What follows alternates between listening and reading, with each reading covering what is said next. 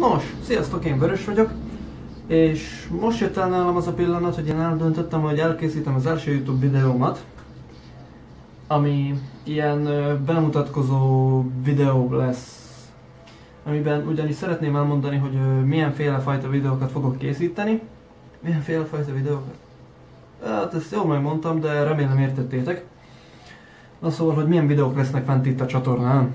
Most mivel én imádok kirándulni, meg nyaralni, meg túrázni, meg minden ilyen jellegű dolgot csinálni, ezért főbb részt ilyen videók is lesznek a csatornán, de persze azért elő fog fordulni ilyen vlog, meg ilyen helyzetjelentő, meg történetmesélő, meg minden ilyen fajta. Gameplay az nálam nem lesz, mert az nem az én stílusom, de hát ez van. Az nálam nem fog előfordulni. Túlnyomó részt ilyen túrázós videók lesznek, meg kirándulós. Szóval lesz itt túra, kirándulás, nyaralás, minden. Kivéve a gameplay.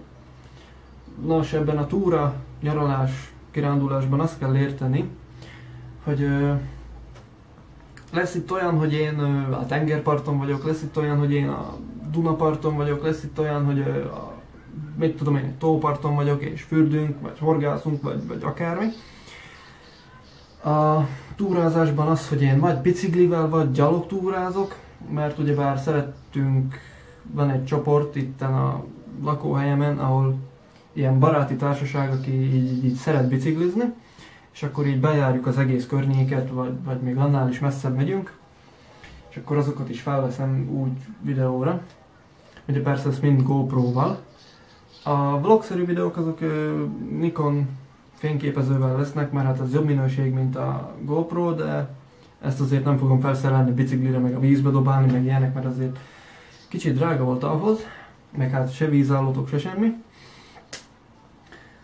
Nos, hát igen, szóval ilyen videók lesznek, azaz már vannak, csak még nincsenek feltöltve a csatornámra, mert én először szerettem volna ilyen bemutatkozó videót csinálni, de ez elkészül, feltöltöm, és akkor utána jön a többi is. Szóval, ha felkeltettem az érdeklődésed, és szeretnél ilyen jellegű videókat látni, akkor nyugodtan iratkozz fel, és akkor, ha feltöltöm a videót, dobja az értesítés neked, hogy új videó, és akkor megnézheted. Nos, egyelőre köszöntöm szépen a figyelmeteket, sziasztok!